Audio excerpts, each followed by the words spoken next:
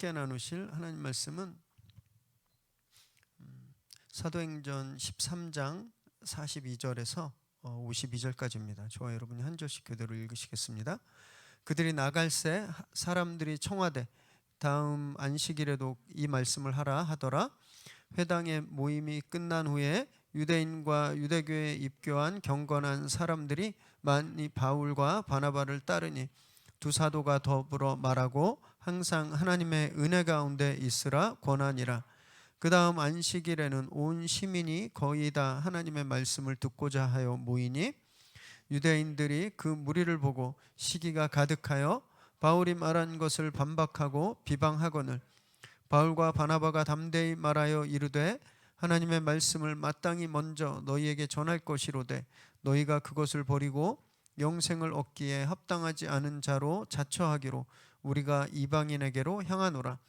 주께서 이같이 우리에게 명하시되 내가 너를 이방의 빛으로 삼아 너로 땅끝까지 구원하게 하리라 하셨느니라 하니 이방인들이 듣고 기뻐하여 하나님의 말씀을 찬송하며 영생을 주시기로 작정된 자는 다 믿더라. 주의 말씀이 그 지방에 두루 퍼지니라. 이에 유대인들이 경건한 귀부인들과 그 신의 유력자들을 선동하여 바울과 바나바를 박해하게 하여 그 지역에서 쫓아내니 두 사람이 그들을 향하여 티끌을 떨어버리고 이고니온으로 가거늘 함께 있습니다. 제자들은 기쁨과 성령이 충만하니라. 아멘. 오늘 우리에게 주시는 말씀입니다. 제가 좀 굉장히 흥미로운 영상 클립을 하나 가지고 왔는데요. 우리 먼저 한번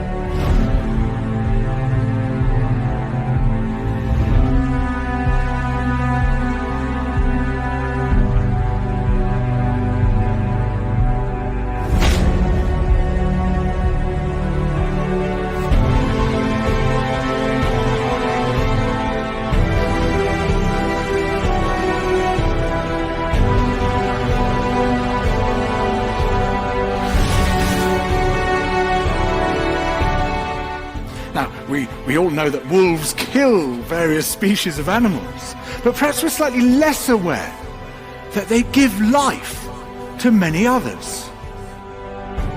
It lets nature decide, and nature, by and large, is pretty good at deciding.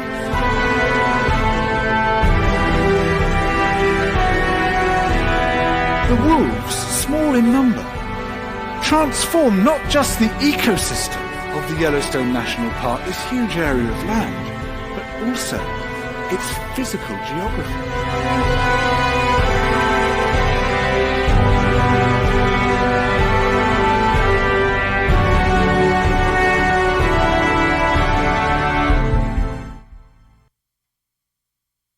깜짝 놀랐네. 네, 옐로우스톤 국립공원에 일어났던 이 일에 대해서 이 테드 강연 일부를 좀 가지고 왔는데요. 한 1, 2년 전에 귀국하기 직전에 옐로우스톤을 가본 적이 있는데 너무너무 아름다웠습니다. 동서남북이 다 같은 경관이 없고 너무너무 아름다웠는데 저런 비하인드 스토리가 있는 줄은 제가 이 강연을 보고 알았습니다. 옐로우스톤의 늑대 14마리가 나타나자 그 환경이 완전히 살아나고 재생되었다라는 거죠. 정말 놀라웠는데요.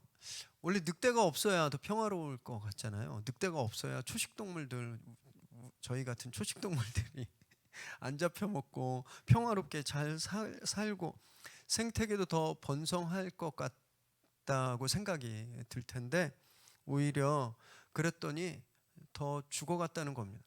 더 황폐해지고 늑대가 나타나면서 동물들을 잡아먹을 것 같았는데 오히려 늑대가 14마리지만 늑대가 나타나고 나서 생태계 질서가 잡히고 살아나고 강까지 바꾸고 지형까지 바꾸는 이런 일들이 일어났다라는 거예요. 이 강연을 하신 분이 조지 몬비오라는 분인데 영국 가디언지의 칼럼니스트고 아주 환경에 굉장히 전문적인 그리고 교수이기도 하신 분인데 이분이 여기서 이런 말씀하셨죠. 늑대가 죽이는 줄만 알았지 생명을 주는 줄은 몰랐다라는 말을 했는데 이 말이 좀 굉장히 충격적으로 다가왔습니다. 너무 중요한 것 같아요. 이 말의 핵심은 고난이 우리를 성장시킨다라는 겁니다. 우린 반대로 생각하거든요. 우리 삶에 고난이라는 늑대가 몰려오면 우리 이제 죽었구나 생각하잖아요. 이렇게 평화로운 이 녹지에 이 고난이 와서 왜 나를 이렇게 힘들게 하나, 나를 이렇게 죽을 듯이 힘들게 하나. 우리는 이 늑대가 우리를 죽일 거로만 생각하는데 우리가 잘 몰랐던 게 있다는 거예요. 이 늑대로 인해서 우리 안에 근육이 생긴다는 겁니다. 우리 체질이 변해요. 그래서 우리가 성장한다라는 거예요. 이 다큐의 이 강연의 핵심입니다. 한번 생각해 보세요. 우리 과거에 경험했던 그런 아픔들 있죠. 진짜 너무 힘들게 했던 어떤 사람, 아니면 정말 그때 잠도 못 자고 나 이러다 죽겠구나 생각했던 어떤 그런 순간들이 있으셨을 거예요. 근데 우리 아무도 안 죽었거든요. 우리 지금 이렇게 건강히 잘 살아 있고요. 또 플러스 알파로 그런 아픔이 왔을 때 그런 아픔을 어떻게 이겨낼 수 있는지 그런 노하우도 우린 체득하고 있다라는 겁니다. 그래서 그런 문제를 만나면 우리 옛날보다 더 이제 그 문제를 더 건강하게 그리고 더 잘 해결하고 넘어갈 수 있게 되었다는 거예요. 우리가 바뀌었다는 겁니다. 우리가 성장했다라는 거예요. 요즘 핫 이슈인 백신도 마찬가지죠. 사실 백신이 바이러스와 똑같은 거거든요. 그 영향력만 줄 뿐이지. 그래서 그 백신이 투여하면 마치 옐로우스톤의 14마리의 늑대를 풀어 놓아서 그 생태계가 막 그 늑대에 반응하면서 건강해지듯이 우리 몸에 백신이 들어오면 우리 몸이 이 백신과 싸우면서 면역력이 반응하는 거죠. 그래서 결국은 치명적인 바이러스가 우리에게 왔을 때 우리가 그것을 이겨낼 수 있는 힘을 가지게 되는 거잖아요. 여러분, 고난은요 우리를 죽일 수 없는 겁니다. 오히려 고난이 우리를 더 살게 하고 우리를 더 강하게 한다라는 거죠.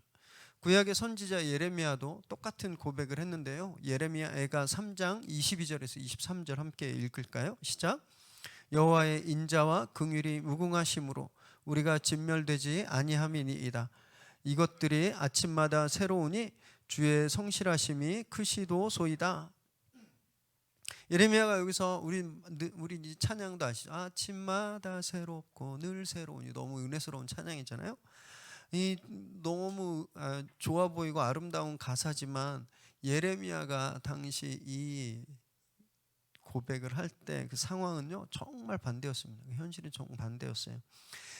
구약의 선지자들이 많은데 그 중에 가장 혹독하게 핍박받고 가장 괴롭힘을 많이 당했던 선지자가 예레미야였습니다. 예레미야. 남유다가 멸망할 시기에, 바벨론에 멸망할 시기에 이스라엘이 극도로 아주 최악으로 타락했던 상태에 하나님의 말씀을 선포했거든요. 그래서 그 타락한 이스라엘이 정부 관료 백성 할 거 없이 예레미야를 핍박하고 예레미야를 거짓 선지자로 몰고 잡아가고 때리고 가두고 매일매일 이런 고난을 당했습니다. 예레미야가. 근데 그가 매일매일 하나님께서 나를 새롭게 하신다 고백하고 있는 겁니다.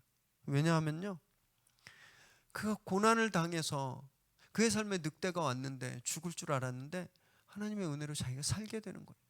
그걸 경험하는 겁니다. 그래서 하나님이 매일매일 나를 새롭게 하시는구나, 이 찬양을 하고 있는 겁니다. 우리가 묵상하고 있는 사도행전도요 동일한 사실들을 증명합니다. 복음이 늘 싸나운 늑대들을 불러 모았어요. 그래서 막 그 늑대에게 물어 뜯기고 상처 입습니다.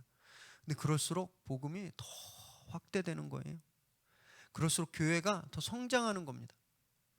오늘 본문이 이제 그 거의 첫 시작이에요. 이제 바울이 무수한 고난을 당하게 되는데 이제 오늘 본문 그가 당한 진짜 어떻게 보면 공식적으로는 첫 그런 역경이 오늘 증거되어 있는데 역시나 그에게 가했던 핍박과 어떤 고난들이 더 복음을 더 넓게 퍼지게 하는 그런 기회가 되고 있음을 우리에게 보여주고 있는데요. 우리 말씀을 함께 나누실 때 고난에 담긴 성장 비밀 이것을 좀 다 깨닫게 되시기를 바랍니다. 바울 선교팀은 지금 비시디아 안디옥에 있죠. 그곳에 디아스포라 유대인 회당에서 설교를 했습니다. 복음을 전했어요. 바울의 가르침은 굉장히 심플했습니다. 그냥 단순 명료했어요. 예수 그리스도의 복음입니다. 예수 그리스도의 복음. 구약 전체가 예수님을 예언했고 그분이 오셨고 십자가에 죽으셨고 다시 살아나셨다. 딱 이 얘기만 했습니다. 그랬더니 이 복음이 그 도시에 엄청난 반향을 일으켰어요. 42절, 43절 함께 읽습니다. 시작. 그들이 나갈새 사람들이 청하되 다음 안식일에도 이 말씀을 하라 하더라. 회당의 모임이 끝난 후에 유대인과 유대교에 입교한 경건한 사람들이 많이 바울과 바나바를 따르니 두 사도가 더불어 말하고 항상 하나님의 은혜 가운데 있으라 권하니라. 바울이 설교를 마치자 사람들이 다음 주에도 말씀을 좀 전해달라고 부탁하는 거예요. 여기 청하다는 건 예의상 한번 다음 주에도 와주시겠습니다 이런 게 아니라요, 계속 막 요구한 겁니다. 막 제발 와달라고 우르르 몰려와서 다음 주에도 이 말씀을 좀 전해달라, 다음 주에도 올 수 있죠? 막 그렇게 강하게 요청하는 겁니다. 그리고 이들이 바울에게 듣고 싶었던 말씀, 이 말씀이라고 되어 있는데 바로 바울이 설교했던 예수 그리스도죠. 이들이 예수 그리스도에 대해서 더 듣고 싶었던 겁니다. 이 상황이요, 이렇게 우리 입장에서는 굉장히 은혜스러운 상황인데 유대인들 입장에서는 굉장히 불편한 상황입니다. 제가 지난번에 바울이 이제 설교를 시작할 때 잠깐 말씀드린 것 같은데요. 원래 회당에서 누가 말씀을 정해도 되는지 전하면 안 되는지, 누가 말씀을 전해야 하는지 이것을 결정하는 사람들은 회당의 리더였습니다. 회당장들이 자기들이 집회나 예배를 인도하면서 성경을 읽고 간단히 메시지하고 오늘은 저분이 와서 말씀을 좀 나누고 간증해 주세요. 이런 어토리티를 가지고 있는 사람들이 회당장이었거든요. 근데 지금 이런 상황을 보면요, 회당장들이 아니라 회중들이 자기들 마음대로 다음 주에 설교할 분을 정하고 있는 겁니다. 초대하고 있는 거예요. 예배 드리시는데 갑자기 우리 성도님들이 막 우리 이영주 집사님 말씀 묵상과 엄청 깊으시거든요. 우리 성도님들이 예배 끝나는데 막 이영주 집사님한테 가서 다음 주에 이영주 집사님 설교 좀 해주세요. 김 목사님 설교 진짜 못 듣겠어요. 막 이런 일이 일어난 거예요. 이런 일이 여기에서 이런 일이 아시겠죠? 이게 굉장히 불편한 상황인 거예요. 회당 리더십들이 어땠을까요? 진짜 받아들이기 어려웠을 겁니다. 바울이 전한 메시지도 명확히 반유대주의적이었어요. 반유대주의적인 메시지였는데다가 회중들이 막 선동당하니까 이게 굉장히 위기감을 느낀 겁니다. 이 집회를 마치고 유대인뿐만이 아니라 막 이방인까지도 바울과 바나바를 막 따라가면서, 여기 보면 계속 말씀을 나누었다고 되어 있잖아요. 더불어 말하고 이 말씀을 계속 가르쳤다는 겁니다. 끝나고 나서도 그냥 계속 그들에게 말씀을 강론했다라는 거예요. 너 문제가 있다고 생각한 겁니다. 그래서 그 다음 주에 본격적으로 갈등이 크게 일어나게 되죠. 44절 45절 읽습니다. 시작. 그 다음 안식일에는 온 시민이 거기 다 하나님의 말씀을 듣고자 하여 모이니 유대인들이 그 무리를 보고 시기가 가득하여 바울이 말한 것을 반박하고 비방하거늘. 그 다음 주 되니까 누가가 여기서 조금 과장한 것 같은데 비시디아 안디옥에 있는 모든 사람들이, 모든 온 시민이 다 회당에 모여드렸다는 겁니다. 다 회당에. 여러분 원래 회당은요 유대인들이 모여서 말씀을 나누고 자녀들을 교육하고 그들의 정체성, 민족 정체성을 이렇게 함양해가는 그런 유대인 교육기관, 종교기관, 교회 같은 거거든요. 그래서 거기는 유대인들이 오거나 아니면 유대인으로 개종한 이방인들, 그것도 아니면 유대교에 관심 있거나 유대교에 심취한 그런 사람들이 모이는 곳이었습니다. 그래서 거기에 온 시민들이 온 거예요. 온 시민. 더 이상 회당이 아닌 게 돼버린 겁니다. 왜냐하면요 여기서 시민은 말 그대로 헬라인들이거든요. 헬라인들은 당시 우상 한두 개쯤은 다 섬기고 있었던 사람입니다. 다 아폴로를 섬기든 제우스를 섬기든 다 그렇게 우상 숭배했던 사람들이에요. 그 사람들이 회당으로 다 몰려왔으니 이 회당은요 더 이상 회당의 기능을 하지 못하고 있는 거죠. 이렇게 어떤 상황인지 한번 저희들의 이제 비추어서 한번 생각해 보면 되는데요. 저희 이렇게 예배를 딱 드리는데 갑자기 다음 주에 막 스님들이 막 오는 거예요. 점치는 무당들도 막 오고 무슬림도 막 오고 남녀 호랭개교 믿는 분들 막 오고 막 이런 분들이 여기에 다 몰려왔다고 생각해 보세요. 예배가 제대로 될까요? 예배 안 되는 거죠. 어쩌면 교회 문 닫아야 될지도 모릅니다. 그러면 이런 일이 지금 회당에서 이루어진 겁니다. 이렇게 이 상황이 가벼운 상황이 아니에요. 그래서 이들이 바울을 아주 마음 먹고 바울을 반박하고 빨리 바울을 여기서 내보내야 되겠다라고 생각한 겁니다.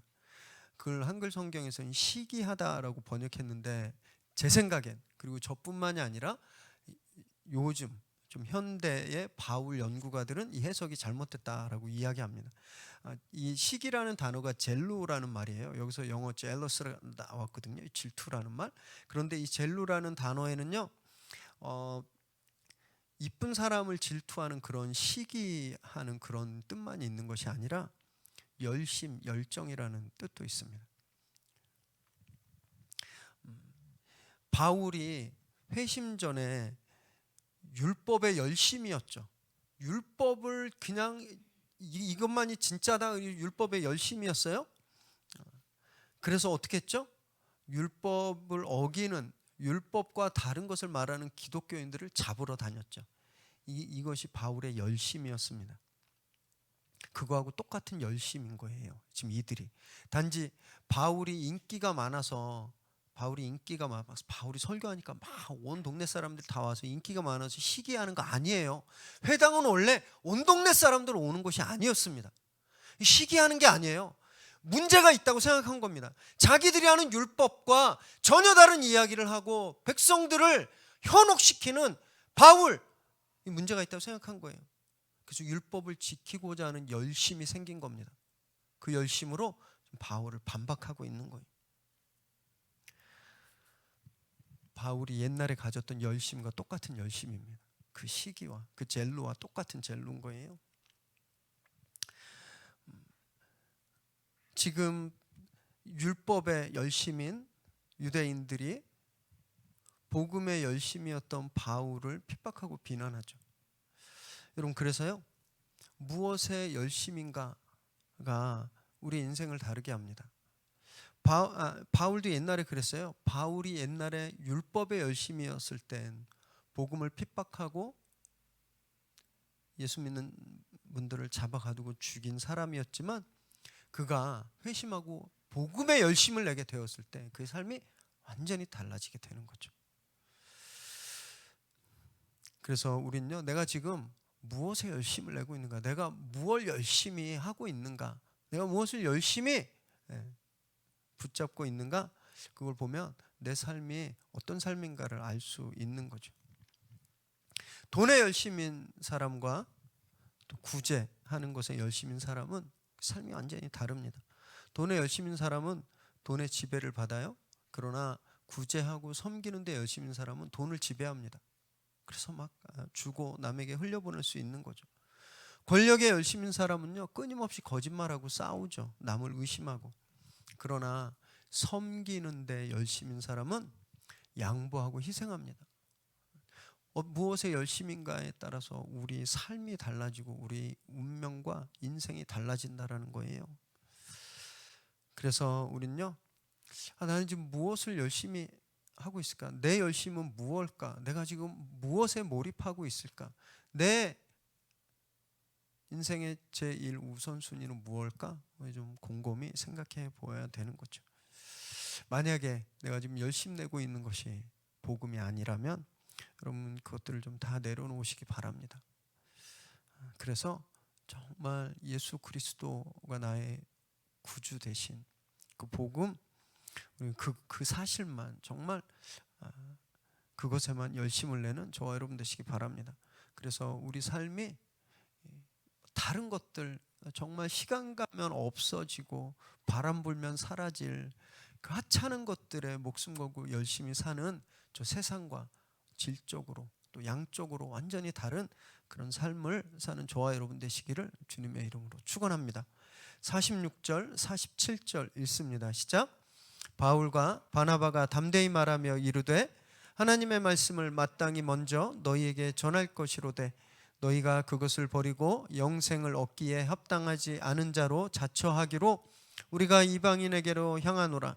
주께서 이같이 우리에게 명하시되 내가 너를 이방의 빛으로 삼아 너로 땅끝까지 구원하게 하리라 하셨느니라 하니, 유대인들이 아주 강력하게 비난하고 반대하고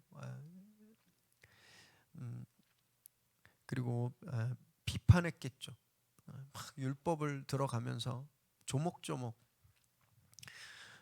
바울과 바나바가 그들의 반대에 몸을 사리거나 또 자기들이 하고 있는 사역을 접지 않았습니다. 오히려 당당하게 그들을 꾸짖죠. 하나님께서 말씀하신 대로 복음을 먼저 너희들에게 전했는데 너희가 그 복음을 거절했다. 너희가 결정해서 거절하기로. 그래서 우리는 이제 이방인에게 간다. 이렇게 선언하고 있는 겁니다. 왜 복음이 유대인에게 먼저 가야 됐을까요? 이 기득권이 있기 때문일까요? 그렇지 않습니다.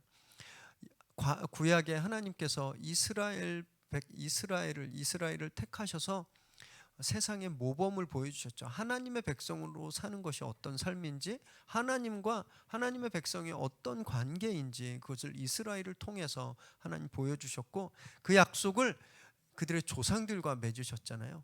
그래서 순서상의 문제입니다. 그래서 순서상 유대인들이 먼저, 그리고 이방인들에게,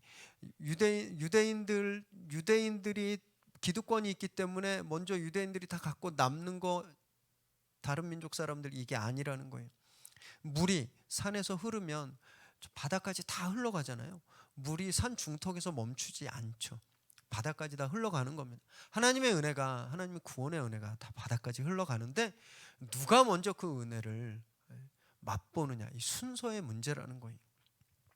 그래서 하나님께서 그들 조상과 약속하신 대로 순서에 따라서 너희들에게 복음을 전했는데 너희 거절하니까 자, 이 복음의 물줄기는 이방으로 가는 거야. 바울이 이야기하고 있는 거죠.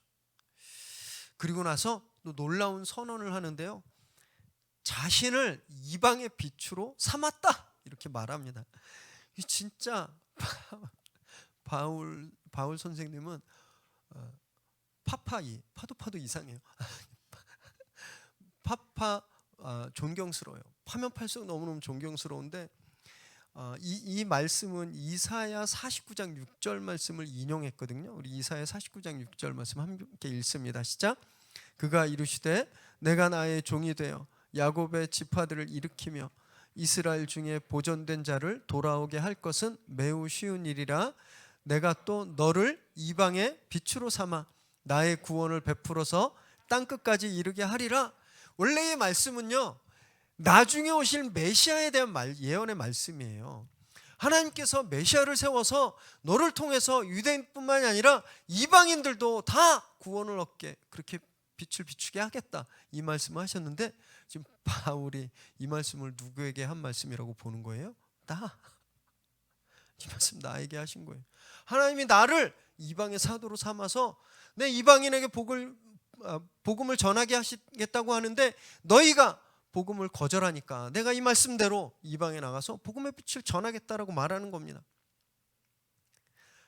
말씀을 자기 자신에게 적용하고 있는 거죠. 말씀을 자기에게 주신 말씀으로 받아들이는 거예요. 성경을 읽으면서 이 말씀이 내가 아닌 다른 사람에게 주는 말씀이다 이렇게 받으면요, 감동도 없고 재미도 없고 변화도 없죠. 이 말씀이 나에게 주시는 말씀이다 라고 고백하고 받아들일 때 그때 역사가 일어나거든요. 바울이 만약에 이 말씀을 이 이사야서 말씀은 메시아에게 주시는 말씀이니까 이게 나하고는 상관없구나 이렇게 여겼다면 그는요, 이방 선교를 위해서 목숨 걸지 않았겠죠. 남의 일인데, 나한테 주신 말씀이 아니라 다른 분한테 주신 말씀인데 왜 내가 그 말씀에 목숨을 걸어야 하나 이랬을 겁니다. 근데 그가 이 말씀을, 하나님이 이사야에게 주신 말씀을 나에게 주신 말씀이다 라고 받았기 때문에 그가 이방 선교에 목숨을 걸었던 겁니다. 이것이 말씀을 대하는 태도라는 거예요. 그래서 우리도 말씀을 묵상할 때 이 말씀이 남들에게 주신 말씀이 아니라 나에게 주신 말씀이다, 믿고 받아야 됩니다.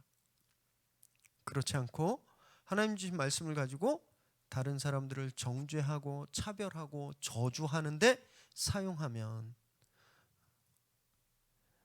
그 말씀은 더 이상 생명의 말씀이 아닌 거예요. 그 말씀은 죽이는 말씀인 겁니다. 그리고 여기에 율법을 가지고 그 율법을 가지고 바울을 핍박하고 바울을 반대했던 유대인들과 똑같은 죄를 저지르게 되는 거죠. 그래서 우리 사랑하는 미래 새롬교회 성도 여러분, 매일매일 말씀을 묵상하세요. 쉬지 말고 정말 매일 큐티하시고 말씀을 묵상하세요.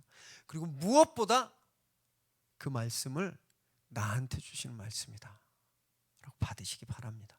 나한테. 그래서 정말 우리가 온전히 말씀에 사로잡히는 그런 삶을 다 살게 되길 바랍니다. 48절 49절 읽습니다. 시작. 이방인들이 듣고 기뻐하여 하나님의 말씀을 찬송하며 영생을 주시기로 작정된 자는 다 믿더라. 주의 말씀이 그 지방에 두루 퍼지니라. 민감하고 폭력적으로 그리고 너무 부정적으로 반응하는 유대인들과는 정반대로 이 회당에 몰려온 이방인들은요, 이 말씀을 환영하고 기뻐했습니다. 그리고 하나님의 섭리로 구원받을 사람들은 다 구원받게 되었다 이렇게 말하고 있어요. 이방인들이 구원받은 겁니다. 그리고 복음이 그 지방에 두루 퍼졌는데 이 갈라디아 지방이거든요. 그래서 이 갈라디아 지역의 첫 번째 교회가 세워지게 됩니다. 우리가 여기서 좀 조심스럽게 봐야 될 구절이 있는데 영생을 주시기로 작정된 사람이라는 겁니다. 이건 predestination, 이 예정론을 볼 수 있는데 우리가 이 구절을요, 하나님께서 미리 누가 구원받을지 누가 구원받지 않을지 하나님이 정해놓으셨구나 이렇게 생각하면 좀 위험합니다. 넓은 의미로 보면 맞긴 맞아요. 그런데 우리는 보통 그 넓은 의미로 생각하지 못합니다. 운명론으로 받아들이면 내가 아무리 신앙생활 열심히 하면 뭐해? 나 구원받았는지 안 받았는지 모르는데 소용이 없어 이렇게 생각할 수도 있고요. 반대로 나 구원받았다고 정해져 있다면 무슨 죄를 저질러도 구원받으니까 여러분 이것은 누가 동의할 수 있습니까? 그래서 예정론은요, 이 운명론으로 해석하시면 절대 안 됩니다. 하나님의 시간 안에서 풀어야 돼요. 하나님의 시간은 우리 시간과 완전 다릅니다. 우리는 현재만 살 수 있어요. 과거로 돌아가지 못하고 미래도 갈 수 없습니다. 우리 시간은 또 일직선이잖아요. 한번 가면 못 돌아가요. 직진만 있습니다. 그래서 하나님의 시간은 우리 시간과 차원이 다르죠. 하나님은 무소부재, 안 계신 장소가 없어요. 이것은 무슨 말이냐면 하나님은 시간과 공간을 초월하신다는 분이 있어요. 초월한다는 말씀이에요. 하나님은 과거에도 현재처럼 계시고 미래에도 현재처럼 계시는 거예요. 이것이 알파와 오메가다 말입니다. 그냥 처음과 끝이 다 하나님 앞에서 그냥 다 현재의 시간이라는 거예요. 그러니까 하나님은 나중에 누가 구원받는지 아시겠죠. 그죠? 왜냐하면 하나님은 우리 시간의 끝을 아시는 분이시니까 누가 구원받는지 아시는 거예요. 그렇게 풀어야 된다라는 겁니다. 하나님이 누가 구원받는지 아시는 거예요. 그래서 그 마지막 때 영생을 얻을 사람들이 지금 여기에서 다 구원을 얻었다라고 이해하셔야 되는 겁니다. 그렇지 않고 하나님이 미리 누구는 구원받았고 누구는 안 돼, 누구는 돼 이렇게 프로그래밍 해놓고 이 되는 사람들만 받았다라고 오해하시면 안 되는 거예요. 미리 모든 것을 보신 하나님께서 아시는 대로, 하나님이 아시는 대로 그 사람들이 구원을 받았다고 생각해야 되는 겁니다. 그래야 여러분 우리가 하나님의 섭리와 은혜에 대해서 알 수 있게 되는 거예요. 복음이, 자 보세요. 복음이 지금 이 비시디아 안디옥에 전해지기 전에 바울이 여기 와서 설교하고 이방인들에게 복음을 전하기 전에 하나님은요, 바울이 나중에 여기서 복음을 전할 때 이방인들 중에 누가 구원받는지 미리 알고 계셨죠. 그죠? 그 사람들이 하나님의 섭리로 바울의 설교를 들은 겁니다. 그래서 구원을 얻게 된 거예요. 복음이 들어가기도 전에 하나님의 은혜가 먼저 있었다라는 거예요. 이렇게 또 설명하면 좀 쉬운데요. 우리 희건이, 사랑하는 희건이, 네, 좀 교회 진짜 열심히 나오죠. 그 얼마나 이쁜지 몰라요. 뒤돌아보지 마세요. 희건이가 태어나기도 전에 하나님은요, 우리 희건이가 예수 믿고 구원받을 걸 아셨다라는 거예요. 그래서 우리 윤남일 집사님과 전주영 집사님을 짝지워 주시고 희건이를 태어나게 하셨죠. 그래서 믿음의 가정에서 잘 자라게 하신 겁니다. 하나님의 은혜죠. 하나님의 은혜. 그래서 예정론은, 이 프리데스티네이션은 하나님의 은혜로 풀어야 되는 겁니다. 이건 엄청난 은혜예요. 그리고 이 예정론을 처음 말한 분이 성 어거스틴인데, 그분이 왜 구원은 하나님이 정해놓으신 거구나 이런 고백을 했냐 하면, 자기가 구원받은 걸 보니까 도저히 설명이 안 되기 때문에 그런 거예요. 못된 짓은 다 했고, 당시 가장 그 인기가 있었던 만이교회 넘버 3까지 했던 자기, 어느 모로 봐도 구원받을 자격이 없고 구원받을 그런 정말 어떤 기회도 없었던 자기였는데 하나님이 자기 구원을 주신 거예요. 그러니까 하나님이 하신 이건 하나님이 하신 일이다. 이건 사람이 한 일이 아니다. 하나님이 나를 택하셔서 하나님이 날 구원해 주신 거다. 그가 고백한 겁니다. 이 어거스틴도 하나님이 누구를 정해놨다 안 정해놨다 이렇게 말한 게 아니에요. 그래서 예정론을 운명론으로 그렇게 받아들이지 않아야 되는 겁니다. 우리 모두에게는 그런 하나님의 은혜와 섭리가 있는 겁니다. 하나님의 은혜와 섭리. 우리가 존재하기 전에 이미 하나님께서 우리가 구원받을 걸 알고 계시고 하나님께서 그 선물을 우리에게 주시려고 준비하고 계셨다라는 거예요. 얼마나 큰 은혜입니까? 이걸 깨달을 때 기쁨을 회복할 수 있는 거죠. 지금 너무너무 힘들지만 하나님이 이미 이것도 다 알고 계셨다라는 거예요. 그래서 이 문제를 어떻게 해결해 주실지도 하나님 다 아시고 하나님 그걸 준비해 놓고 계신다는 것을 믿을 때 그럼 우리가 더 이상 두렵지 않은 거죠. 더 이상 늑대가 우리를 두렵게 하지 않는 겁니다. 그 하나님의 은혜를 꼭 기억하시고 감사와 기쁨으로 사는 저와 여러분 되시기를 주님의 이름으로 축원합니다. 50절에서 52절 읽습니다. 시작. 이에 유대인들이 경건한 귀부인들과 그 신의 유력자들을 선동하여 바울과 바나바를 박해하게 하여 그 지역에서 쫓아내니 두 사람이 그들을 향하여 발의 티끌을 떨어버리고 이고니온으로 가거늘 제자들은 기쁨과 성령이 충만하니라. 복음이 그 지방에 점점 퍼지자 박해가 본격적으로 시작된 거예요. 유대인들이 힘 있는 사람들, 여기선 경건한 귀부인들, 아마 유대인이든 아니면 이방인이든 어떤 유대교에 개종했던 어쨌든 유대교와 밀접한 관계를 맺고 있는 사회 고위층의 안부인들을 뜻하고요. 또 신의 유력자들, 이분들은 뭐 공무원들이나 뭐 지역 유지들이겠죠. 이 사람들을 막 선동했습니다. 그래서 바울 일행을 박해하고 쫓아냈죠. 여기서 바울이 어떤 박해를 받았는지 적혀 있지 않습니다. 그래서 그냥 우리 생각엔 야 너네 나가, 여기서 시끄럽게 하지 마, 빨리 가 이렇게 그냥 쫓아낸 정도로만 생각할 수 있을 텐데 전혀 그러지 않습니다. 디모데후서 3장 11절에 보면요, 바울이 디모데에게 편지를 쓰면서 이렇게 말하고 있는 거예요. 내가 비시디아, 안디옥, 이고니온, 루스드라, 이게 1차 선교 여행지입니다. 내가 이때 무슨 일을 당했는지 네가 봤잖아.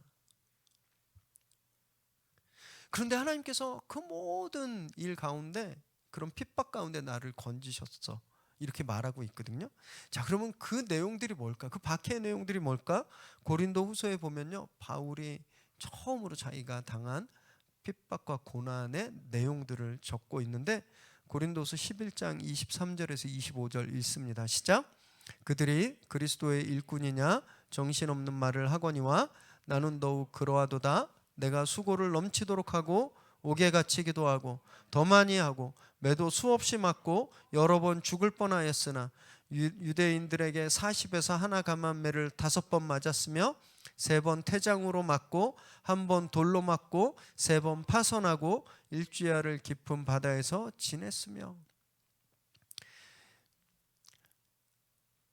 비시디아 안디옥에서 어떤 핍박을 받았는지 모르지만 여기에 적혀 있는 매질 중에는 비시디아 안디옥에서 당한 매질도 포함되어 있을 겁니다. 분명히.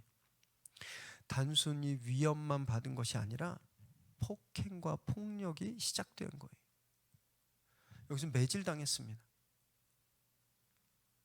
바울은요, 이런 폭력에 충분히 자신을 보호할 수 있었어요. 왜냐하면 로마 시민이었잖아요. 로마 시민. 로마법에 의하면 로마 시민을 재판 없이 구금하거나 매질하는 것이 엄격히 금지되어 있습니다. 만약에 그랬다면 진짜 굉장히 큰 난리가 나요. 나중에 우리가 22장에 보면 그런 상황을 보게 되는데, 그래서 자기 시민권, 잠깐만 기다려, 마패 꺼내듯이, 암행어사들 마패 꺼내듯이 잠깐 이러고 딱 이렇게 비추면 시민권에서 반짝반짝 거리면서 그 로마의 보호를 받으면서 폭행을 안 당할 수도 있었거든요. 그런데 바울은요, 22장에 로마로 가기 위해서 그 시민권을 사용하기 전까지 단 한 번도 자기 시민권을 사용하지 않습니다.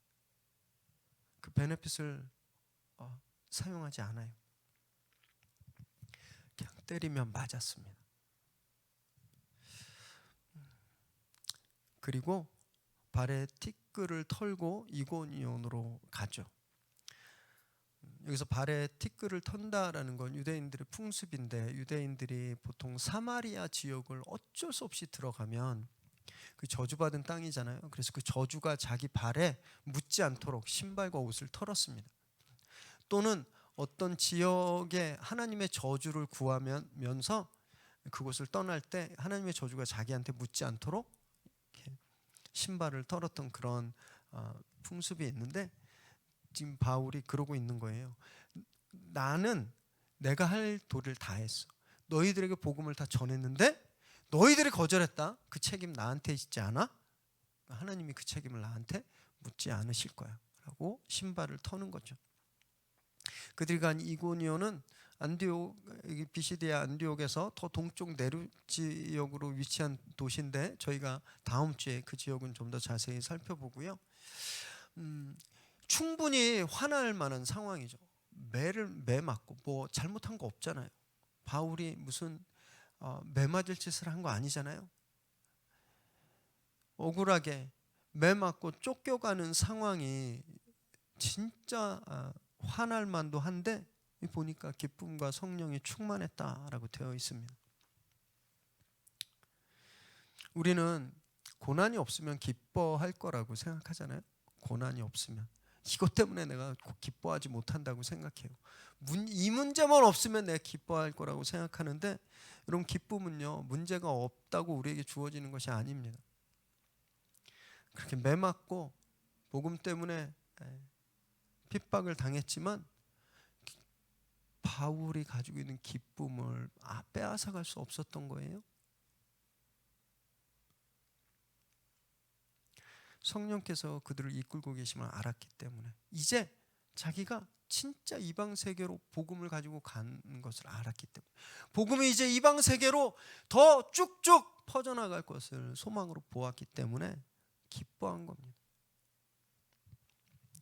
문제가 없어져야 기쁜 것이 아니라 비전을 회복해야 기뻐할 수 있는 거예요. 그래서 우리가 기뻐하지 않는 이유는요, 이 옆에 있는 늑대들 때문이 아니에요. 그 늑대 없어도 우리는 기쁨이 없을 수도 있어요. 우리가 기쁘지 않은 이유는 우리에게 비전이 확실하지 않기 때문입니다. 내가 왜 살아야 되는지, 내 인생이 어떤 디렉션으로 가야 되는지, 그걸 모르면 기쁠 수가 없는 거죠. 그런 문제가 생기면 더 다운되는 거예요.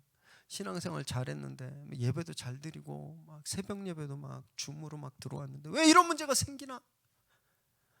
패닉에 빠지죠. 이 안에 막 불덩이가 있어가지고 막 근심하며 끙끙 앓아요. 이 문제가 내 생명을 갉아먹고 나를 완전히 쓰러뜨릴지 모른다라는 그 두려움에 사로잡혀 있죠. 여러분, 그러나 우리가 앞에서 봤던 영상처럼요, 그냥 이 자연도요, 늑대라는 고난이 그 자연을 죽이는 게 아니었습니다. 오히려 살리고 풍성하게 하거든요. 우리 똑같다라는 거예요. 지금 나에게 온 그 고난이 나를 망가뜨리고 파괴하는 것이 아니라 나를 살리고 풍성하게 하고 강하게 한다라는 거죠. 그래서 고난은 무덤이 아니라 출구입니다. 더 넓은 세상으로 가는 그런 입구인 거예요. 나를 망가뜨리지 않고 나를 성장시킨다라는 겁니다. 그래서 역설적이지만 우리가 고난 중에 기뻐할 수 있는 이유가 바로 그것 때문이에요. 로마서 5장 3절 4절 우리 함께 읽을까요? 시작. 다만 이뿐 아니라 우리가 환난 중에도 즐거워하나니 이는 환난은 인내를, 인내는 연단을, 연단은 소망을 이루는 줄 알미로다.